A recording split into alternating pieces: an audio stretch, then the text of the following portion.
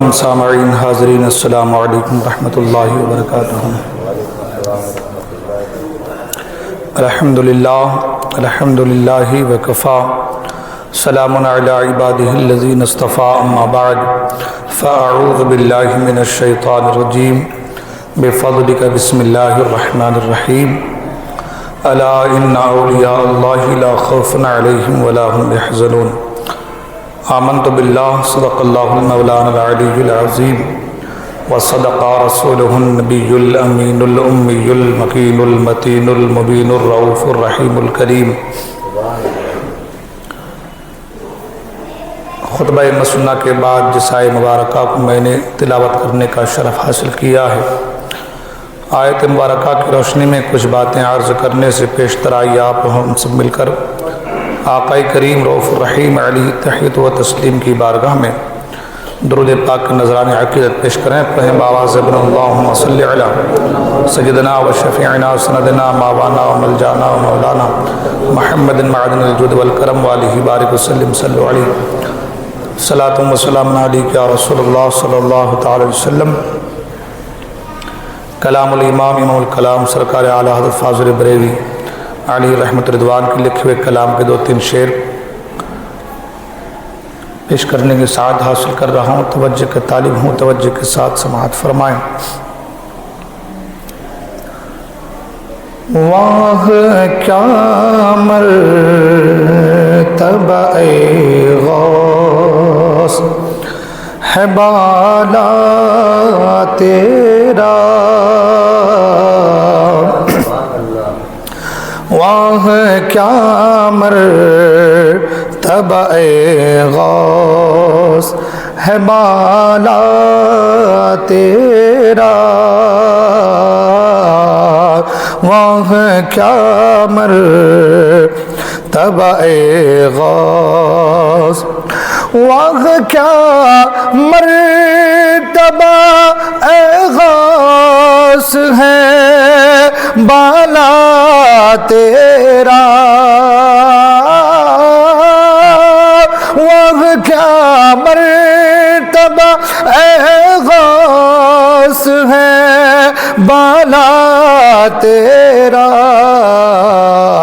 اونچے اونچوں کے سروں سے قدم آلا تیرا، اونچے کے سروں سے، اور سر بھلا کیا کوئی جانے کہ ہے کیسا تیرا۔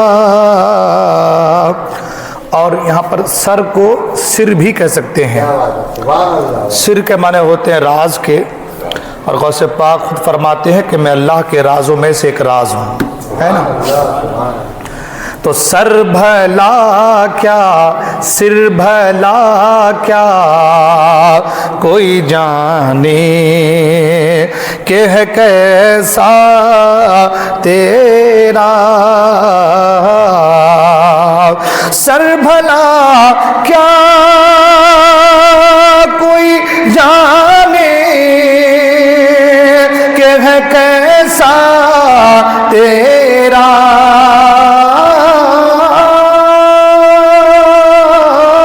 سر بھلا کیا کوئی جانے کہ ہے کیسا تیرا،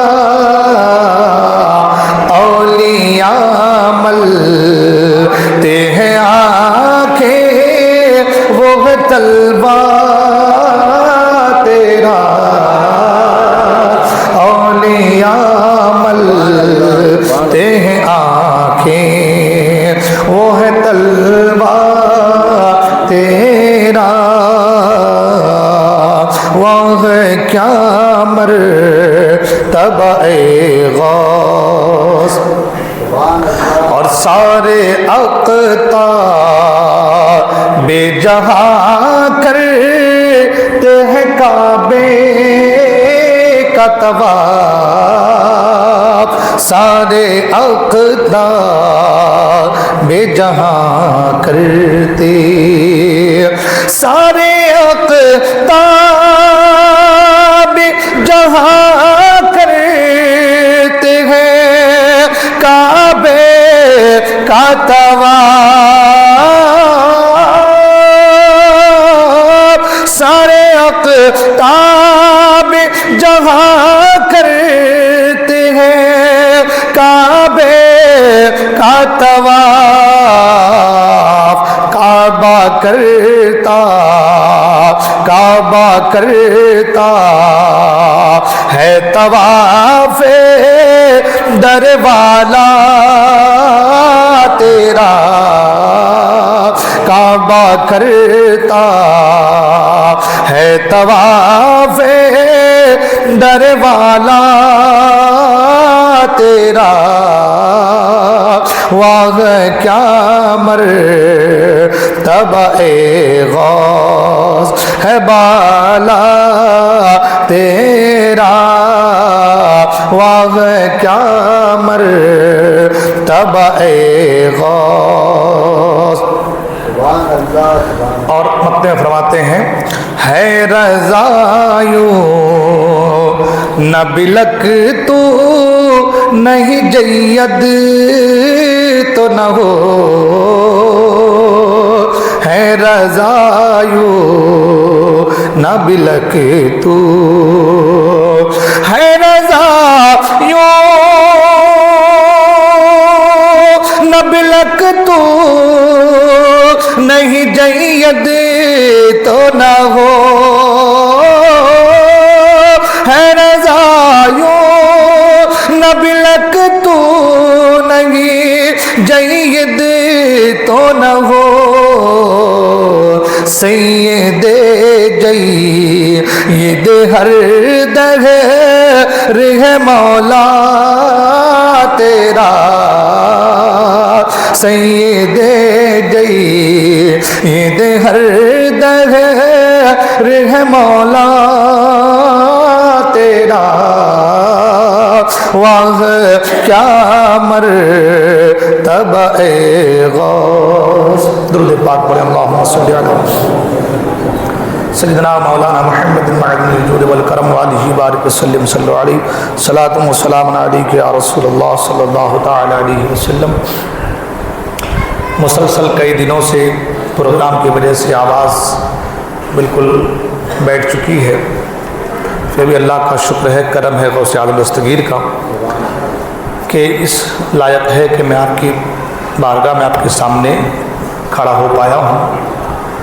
جہاں تک ممکن ہو سکے گا انشاء الرحمن کچھ باتیں میں آپ کے اذہان میں اتارنے کی کوشش کروں گا۔ سرکار غوث اعظم دستگیر رضی اللہ تعالیٰ عنہ کی تعلیمات کے حوالے سے پچھلے جمعہ کو کچھ باتیں میں نے آپ کے گوش گزار کی تھیں۔ سرکار غوث اعظم رضی اللہ تعالیٰ عنہ کی ولایت آپ کے ولی ہونے کے حوالے سے ہر ایک کا اس پر اجماع ہے، یعنی اس سے مراد صرف اہل سنت والجماعت نہیں بلکہ دوسرے لوگ، وہ لوگ بھی اس بات کے معترف ہیں کہ سرکار غوث اعظم دستگیر رضی اللہ تعالیٰ عنہ کو اللہ نے ولایت کے عظیم منصب پر فائز فرمایا ہے۔ ابن تیمیہ جو کہ غیروں کا بہت بڑا عالم ہے، وہ کسی بھی ولی کے حوالے سے اگر کتابوں میں نقل کرتا تو کہتا کہ فلاں نے کہا، ہے نا، کسی کے تعلق سے بھی کہہ دیتا کہ فلاں نے کہا، فلاں نے کہا، لیکن سرکار غوث پاک رضی اللہ عنہ کی جب بات آتی ہے تو وہ خود کہتا ہے کہ میرے پاس غوث اعظم دستگیر رضی اللہ عنہ کی کرامتیں اس قدر تواتر سے آئی ہیں، اس قدر تواتر سے، یعنی ایک بعد گرے اس قدر تواتر سے آئی ہیں کہ حقیقی معنوں میں اللہ تعالیٰ نے ولایت کا عظیم منصب اگر کسی شخص کو عطا کیا ہے تو عبد القادر جیلانی کی ذات ہے۔ اور سرکار غوث اعظم دستگیر رضی اللہ تعالیٰ عنہ کو اس نے خود اپنی کتاب میں القابات کے ساتھ ہے نا یاد کیا ہے۔ تو سرکار غوث پاک کے ولایت کے تعلق سے تو سب کا اجماع ہے۔ یہ اور بات ہے کہ اب آگے کی جو کڑی ہوتی ہے غوث اعظم، اس پر اہل سنت والجماعت منفرد ہے۔ سبحان اللہ سبحان اللہ۔ یعنی غوث اعظم ہم اور آپ اہل سنت والجماعت غوث پاک کو مانتے ہیں۔ اس میں بہت سے لوگوں کا اعتراض بھی کہ اعظم کے معنی تو بڑا ہوتا ہے نا، تو بڑا تو اللہ ہے نا، اللہ اعظم کہا جائے ہے نا۔ تو بہت سادہ سی سمپل سی بات ہے کہ ہمارے ملک میں اگر کوئی پرائم منسٹر بن جائے تو ہم کہتے وزیر اعظم، اور ہمارے سے پہلے یہی لوگ کہتے وزیر اعظم ہے نا، بڑی شان سے کہتے ہمارے یہاں وزیر اعظم جی آئے ہیں۔ تو ایک اغیار جس کا دین سے کوئی لینا دینا دور دور تک نہیں ہے، آپ اسے بڑا کہہ سکتے ہیں ہے نا، بڑے وزیر اعظم، اسے آپ بڑا کہہ سکتے ہیں۔ مگر غوث پاک کہ جن کا لقب ہی محی الدین ہے، جنہوں نے اپنی زندگی دین کی ترویج و اشاعت کے لیے گمگشت راہ کو صراط مستقیم پر گامزن کرنے کے لیے، بھٹکے ہوئے کو سیدھی راہ پر لانے کے لیے اپنی زندگی کو وقف کر دی، اگر اسے ہم وقت کا بڑا غوث کہتے ہیں تو پھر ان کو بخار شروع ہو جاتا ہے۔ تو اپنا اپنا نصیبہ ہے، اللہ نے جس کو جس انداز سے نوازا ہے، جیسے نوازا ہے وہ ویسے ہی گفتگو کرتا ہے، ٹھیک ہے نا۔ سرکار غوث پاک کا مقام کیا ہے میں انشاءاللہ اس کے تعلق سے آپ کو ضرور بتاؤں گا، لیکن سب سے پہلے یہ چیز کہ آخر ولیوں کو دنیا میں بھیجنے کا مقصد کیا ہے، اولیاء دنیا میں آتے کیوں ہیں، ہے نا۔ اللہ تبارک و تعالی اپنے دین کو نافذ کرنے کے لیے اللہ کو ولیوں کی ضرورت نہیں ہے، اپنے دین کو نافذ کرنے کے لیے فرشتوں کی ضرورت نہیں ہے، وہ ہر چاہے پر قادر ہے۔ وہ خدا جو خود فرماتا ہے سورہ یاسین میں، انما امرہ اذا اراد اللہ شیئا، کہ جب وہ کسی کام کے کرنے کا ارادہ فرماتا ہے، ان یقول لہ، تو وہ کہتا ہے کن، ہو جا، فیکون، تو وہ ہو جاتی ہے۔ تو پھر اپنے دین کو، اسلام کو لوگوں کے دلوں میں اتارنے کے لیے نہ اسے کسی عالم کی ضرورت ہے، نہ کسی مفتی کی ضرورت ہے، نہ کسی محدث کی ضرورت ہے، نہ کسی ولی کی ضرورت ہے، کسی کی ضرورت نہیں ہے، مگر اس کے باوجود اللہ تعالیٰ اپنے بندوں کو صراط مستقیم پر لانے کے لیے انبیاء کی جماعت کو بھیجا۔ سوال تو یہ ہے کہ جب خدا ہر شے پر، ہر چاہے پر قادر ہے، تو پھر اپنے بندوں کو صراط مستقیم پر لانے کے لیے بندوں ہی میں سے نبی کی ضرورت کیوں پڑی؟ سوال تو یہ ہے، پھر نبیوں کی ضرورت کیوں پڑی؟ اور جب نبیوں کو بھیجا تو ایک نبی جو ہوتا ہے وہ اللہ کا چنندہ بندہ ہوتا ہے، اللہ کا چنا ہوا ہوتا ہے۔ کوئی آدمی اپنے عمل سے، اپنے کردار سے، اپنے کیریکٹر سے، کسب کے ذریعے سے، اعمال کے ذریعے سے نبی نہیں بن سکتا، وہ اللہ کا چنا ہوا ہوتا ہے، برگزیدہ ہوتا ہے۔ تو جو اللہ کا چنا ہے وہ سب میں افضل ہے، جو اللہ کا چنا ہوا ہے وہ سب سے افضل ہے۔ تو جو اللہ کا چنا ہے اس میں کوئی نقص، ہم اگر مارکیٹ میں کوئی سامان لینے کے لیے جائیں تو ہم سامان کو پلٹ کے دیکھتے ہیں، اس کی پوری بایو ڈاٹا نکال کے دیکھتے ہیں کیا کمی ہے، کیا کیا اچھائیاں ہیں، کیا کیا خرابیاں ہیں، کیا کیا کوالٹیز اس کے اندر موجود ہے، سب کچھ دیکھ کر کے اپنی پسند کہ ہاں اس میں کوئی فالٹ کوئی کمی نہیں ہے، تب ہم اس چیز کو اپناتے ہیں۔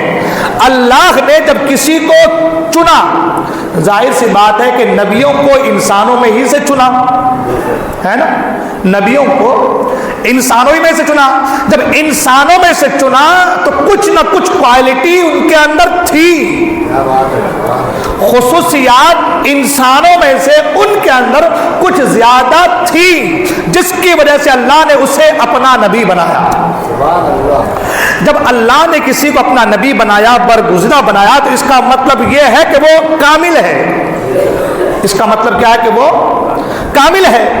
اب کامل کے دنیا میں آنے کے باوجود، اب اس کے باوجود عالم کی ضرورت، اس کے باوجود مفتی کی ضرورت، اس کے باوجود محدث کی ضرورت کیوں پیش آئی؟ یہ سوچنے والی بات ہے۔ تو کہنے کا مطلب یہ ہے کہ اللہ تبارک و تعالی اس نظام کائنات کو چلاتا ہے، وہی مالک ہے، وہی خالق ہے، اور وہ بغیر کسی کے سہارے چلا سکتا ہے، مگر اس کے باوجود اللہ تبارک و تعالی نے ایک ذریعہ بنایا، ایک وسیلہ بنایا ہے نا۔ پہلے انبیاء کی جماعت ہے نا، انبیاء کے بعد علماء کی جماعت۔ علماء کون ہیں؟ علماء یہی اللہ والے لوگ ہیں جن کو علماء ربانیین کہا گیا ہے۔ یہ اللہ والے لوگ ہیں، یہ ولی ہوتے ہیں۔ بغیر علم کے، بغیر عالم ہوئے کوئی ولی نہیں ہو سکتا۔ جو ولی ہوتا ہے وہ علم کا جاننے والا عالم ہوتا ہے، غیر عالم جاہل جو ہے وہ ولی نہیں ہو سکتا۔ تو انبیاء کے بعد اولیاء کی جماعت یعنی علماء کی جماعت آئی، اور حضور کی حدیث ہے، سرکار نے فرمایا کہ میری امت کے علماء انبیاء کے وارث ہیں۔ علماء کیا ہیں؟ انبیاء کے وارث ہیں۔ جو کام اللہ تعالیٰ انبیاء سے لے رہا تھا، وہی کام اللہ تعالیٰ انبیاء کے بعد، ان کے بعد وصال علماء سے لے رہا ہے۔ علماء کون ہیں؟ علماء ربانیین۔ علماء ربانیین، علماء ربانیین کون ہیں؟ اللہ کے برگزیدہ نیک بندے، ولی اللہ، اولیاء اللہ۔ اس لیے آپ جس بھی ولی کی تاریخ کو پڑھیں گے تو ان کے سوانح میں، ان کی زندگی میں آپ کو دو چیزیں بہت زیادہ ملیں گی، ایک علم اور ایک عمل۔ ایک علم اور ایک عمل، یہ دو چیزیں آپ کو ملیں گی، اور اس کے ساتھ ساتھ پھر اخلاق، کیونکہ اسلام جو ہے وہ اخلاق کے ذریعے سے پھیلا ہے۔ اسلام جو ہے تین چیزیں بڑی امپورٹنٹ، علم، عمل اور اخلاق۔ عمل میں اخلاق بھی آ جاتا ہے، ہاں، عمل میں اخلاق بھی آ جاتا ہے کہ اگر وہ کسی کے حوالے سے اچھا عمل کر رہا ہے، اس کا مطلب یہی اس کا اخلاق ہے۔ اور ہمارے بزرگوں نے یہ چیزیں کر کے بتائی ہیں کہ اگر غیر قوم، کافر کا گھر بھی کسی اللہ والے کے گھر سے لگا رہتا تو وہ بھی اسلام لانے پر مجبور ہو جاتا۔ کیوں؟ ان کے علمی لیاقت کو دیکھ کر نہیں، ان کے علمی لیاقت کو دیکھ کر نہیں، ان کا جو کردار ہے، ان کا جو اخلاق ہے، ان کا جو عمل ہے، ان کے عمل، ان کے کردار اور ان کے اخلاق اور ان کے رہن سہن، یعنی ان کی جو زندگی گزارنے کا، ان کی زندگی گزارنے کا جو طریقہ ہے، جو سنت مصطفیٰ کے مطابق زندگی گزارتے ہیں، اس چیز کو دیکھ کر کے وہ بھی کلمہ پڑھنے پر مجبور ہو جاتا تھا۔ سبحان اللہ، سبحان اللہ۔ ٹھیک ہے، تو پتہ یہ چلا کہ اللہ تعالیٰ ہر چاہے پر قادر ہے، مگر نبیوں کی جماعت کو بھیج رہا ہے۔ اللہ ہر چاہے پر قادر ہے، مگر نبیوں کے بعد ولیوں کو بھیجا۔ اللہ ہر چاہے پر قادر ہے، مگر ولیوں کے ساتھ ساتھ عالم کو بھیجا۔ سبحان اللہ۔ عالم اپنا اپنا کام کر رہے ہیں، اور جو بھٹکے ہوئے لوگ ہیں ان کو صراط مستقیم پر لگا رہے ہیں۔ تو پتہ یہ چلا ولیوں کا کام یہ ہوتا ہے جو جو گمراہی کے راستے پہ چلا جائے، جو بھٹک جائے، ان کو بھٹکے ہوئے راستے سے نکال کر صراط مستقیم پر گامزن کرنا ہے۔ اب سوال یہ پیدا ہوتا ہے، یہ تو بہت ساری باتیں اس میں ہیں انشاءاللہ اور رات پوشیدہ، ہم سب یہ اور باتیں کہ بھول بیٹھے ہیں، ورنہ ہم سب کو پتا ہے، آپ نے علماء سے سنا بھی ہے کہ ہم سب نے اللہ سے وعدہ کیا ہے، بلکہ ہماری پیدائش سے پہلے ہماری روحوں نے اللہ سے وعدہ کیا ہے، قرآن مجید موجود ہے۔ اللہ فرماتا ہے الست بربکم، کیا میں تمہارا رب نہیں ہوں؟ الست بربکم، کیا میں تمہارا رب نہیں ہوں؟ سب نے کہا تھا قالو بلا، کیوں نہیں، بے شک مولا تو ہی ہمارا رب ہے نا۔ وہ جو ہم نے وعدہ کیا تھا، اللہ نے کہا تھا الست بربکم، کیا میں تمہارا رب نہیں ہوں؟ تو رب کا معنی کیا ہوتا ہے؟ جس کی عبادت کی جائے، جو مربی ہے ہمارا، جو پالنہار ہے ہمارا، جو ہمارے ہمیں دنیا میں بھیجنے والا ہے، پیدا کرنے والا ہے، وہ مربی ہے، وہ رب ہے۔ تو جب وہ ہمارا رب ہے، ہم اس کے بندے ہیں، تو بندے کو اپنے رب کی بندگی کرنی ہے نا۔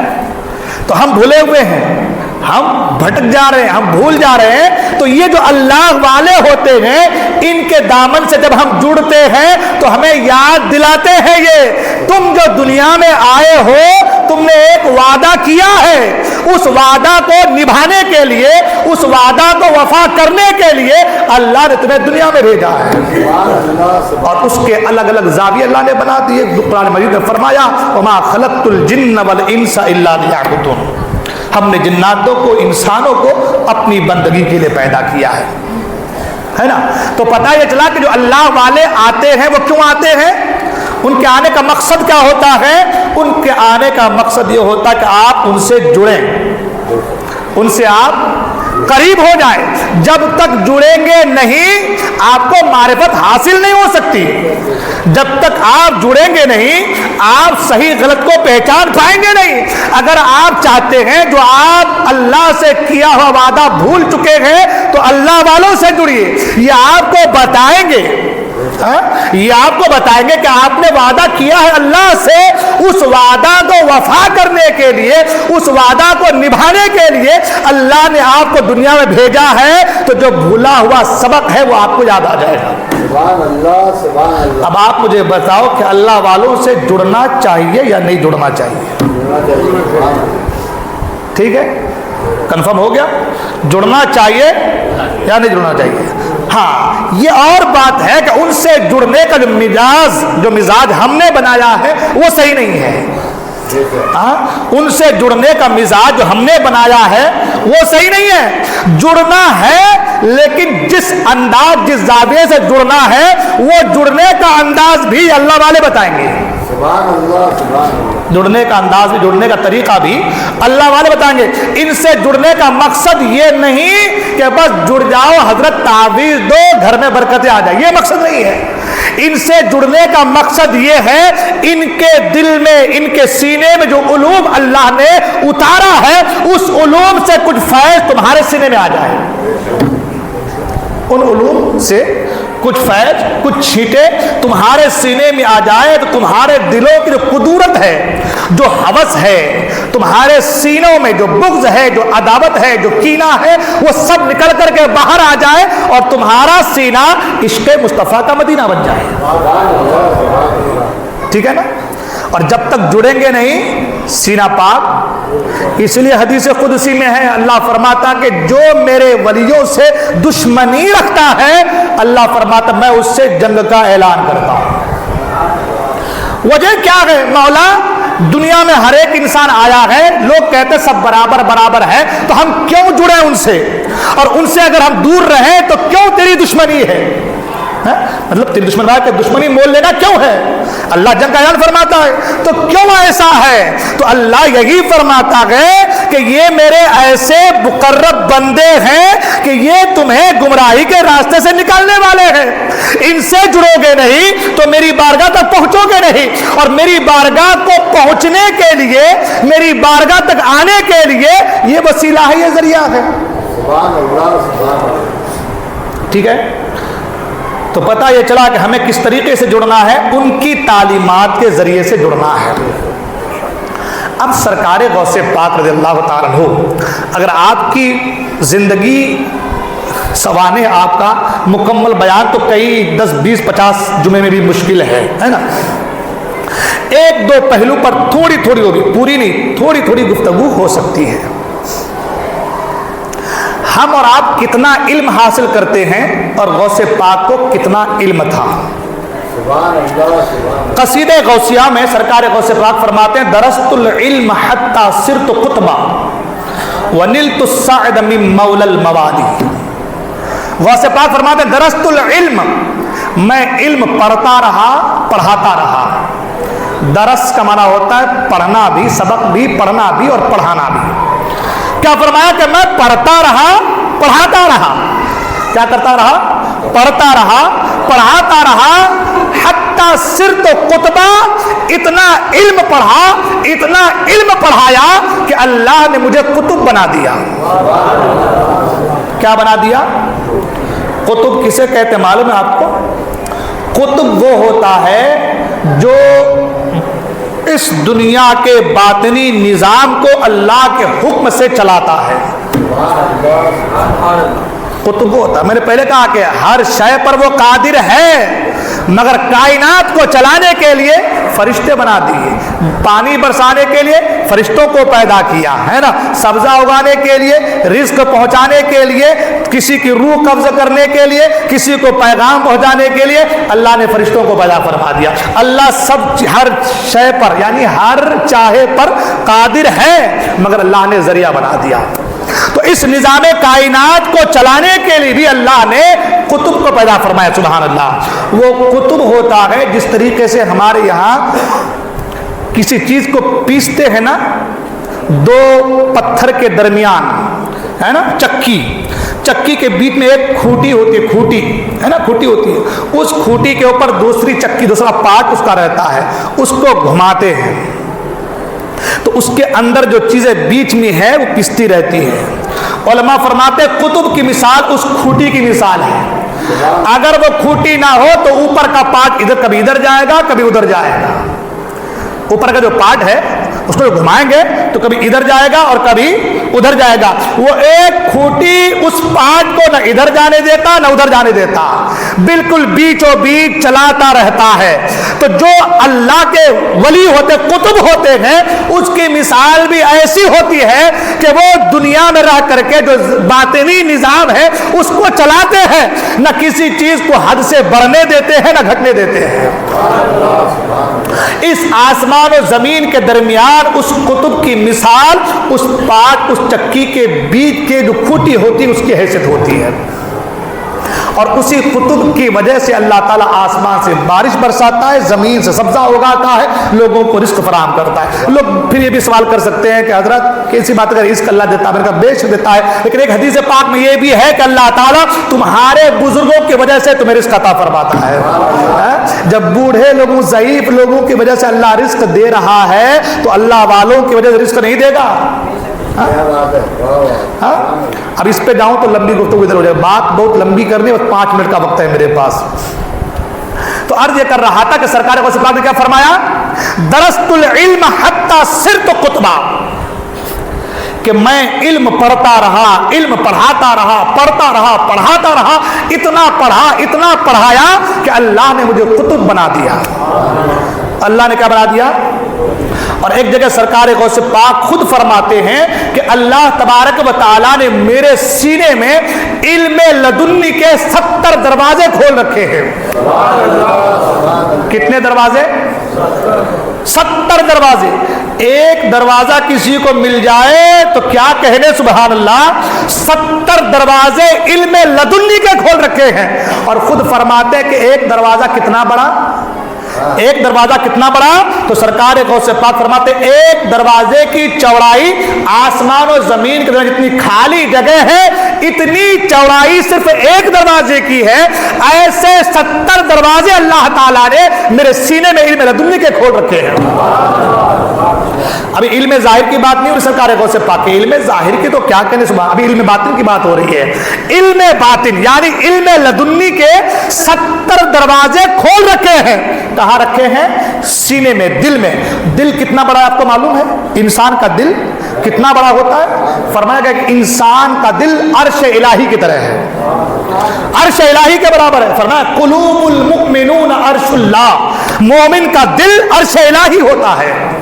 جس طریقے سے اللہ اپنی شان کے مطابق عرش پر جلوہ فرماتا ہے، اسی طریقے سے اللہ ٹوٹے ہوئے دلوں میں اپنی شان کے مطابق جلوہ فرماتا ہے. یہی وجہ فرمایا گیا کسی کا دل نہ توڑو، کسی غریب کو نہ ستاؤ، کسی کا دل نہ دکھاؤ. اس لیے کہ دل سے جو آہ نکلتی ہے اللہ تعالیٰ اس آہ کو فوراً قبول فرما لیتا ہے.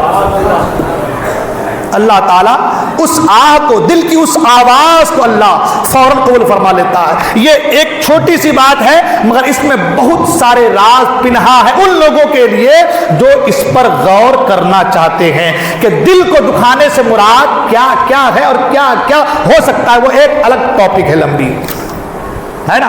تو دل کو کسی کے نہ دکھاؤ. یہ دل کتنا بڑا ہوتا ہے ہم کو لگتا ہے اتنا چھوٹا ہے نا، مگر کیا فرمایا قلوب المؤمنون، جو مومن کے قلوب ہوتے ہیں، دل ہوتے ہیں، عرش اللہ، واللہ کا عرش ہوتا ہے. اللہ ٹوٹے ہوئے دلوں میں اللہ تبارک و تعالیٰ اپنی شان کے مطابق جلوہ فرماتا ہے، بے سہاروں کا سہارا بنتا ہے. ہاں، غمگین دلوں کو اللہ تعالیٰ سکون بخشتا ہے نا. ایک نقش بندی بزرگ ہیں علی رحمہ، وہ فرماتے ہیں کہ عرش و کرسی، لوح و قلم، ساتوں آسمان اور ساتوں زمین میرے دل میں ایسے ہیں جیسے کہ ایک بڑے ریگستان کے اندر ایک چھوٹی سی انگوٹھی کہیں پڑی ہوئی ہو. سبحان اللہ سبحان اللہ. بات سمجھ میں آئی؟ دل کی وسعت کیا ہے، دل کتنا بڑا ہوتا ہے، دل کا پھیلاؤ کتنا بڑا ہے. دل کتنا، ہم لوگ اپنی زبان میں کہتے ہیں اس کا دل تو دریا ہے، کہتے نا اس کا دل دریا ہے. آج سن لو، دل دریا نہیں، دریا سے بھی کہیں بڑا ہے. دل جو ہے وہ دریا سے بھی کہیں بڑا ہے. وہ نقش بندی بزرگ کیا فرماتے ہیں؟ اللہ کا جو عرش ہے، لوح ہے، قلم ہے، ساتوں آسمانیں ہیں، ساتوں زمین ہے، یہ میرے سینے میں، میرے دل میں ایسے ہی رکھے ہوئے ہیں کونے میں جیسے کہ بڑے ریگستان کے اندر کہیں ایک چھوٹی سی انگوٹھی پڑی رہتی ہے. اللہ اکبر. اتنے بڑے ریگستان میں اگر آپ ایک چھوٹی سی انگوٹھی تلاش کرنا چاہیں تلاش کر سکتے ہیں. وہ بزرگ فرماتے ہیں میرے سینے میں ایسے ہی وہ عرش، کرسی، لوح، قلم اور ساتوں آسمان اور ساتوں زمین رکھے. مطلب یہ جو دل ہے اس کی وسعت بہت وسیع ہے، بہت بڑا دل ہے یہ، مگر یہ اس کے لیے ہے جو صحیح معنوں میں دلداری کرتا ہے اور اس سے پیار کرتا ہے. پیار جتنا جتنا جتنا وسیع ہوگا دل اتنا اتنا اتنا اتنا وسیع ہوتا جائے گا، ہے نا. دل بڑا رکھیے. تو کیا کیجئے؟ دل بڑا رکھیے. بات تو بہت کرنی تھی، وقت ہو گیا انشاءاللہ پھر کبھی اس کے تعلق سے. ابھی بات شروعات ہی نہیں ہوئی کہ اینڈ ہو گیا، پھر کبھی انشاءاللہ گفتگو ہوں گی. اللہ تعالیٰ ہم تمام کے نظام کرنے توفیق عطا فرمائے. ایک بات، آخری بات وہ یہ کہ کچھ لوگ معطلا سے آئے ہوئے ہیں چندے کے سلسلے میں. ایک مسجد تعمیر ہو رہی ہے، جگہ لی گئی ہے اور اس میں پترے کا شیڈ وغیرہ ڈالنا ہے. 4.5 لاکھ روپے تقریباً جو ہے تخمینہ اس کا خرچہ ہے. پترے کا شیڈ ڈال کر کے وہ لوگ جو ہے نماز شروع کرنا چاہتے ہیں. معطلا کی سرزمین سے آئے ہوئے ہیں، باہر کھڑے رہیں گے، اعلان کریں گے. سبھی حضرات سے گزارش ہے کہ آپ حضرات اللہ کے گھر کے لیے زیادہ سے زیادہ دل کھول کر تعاون کریں اور ثواب دارین حاصل کریں. السلام علیکم ورحمۃ اللہ وبرکاتہ.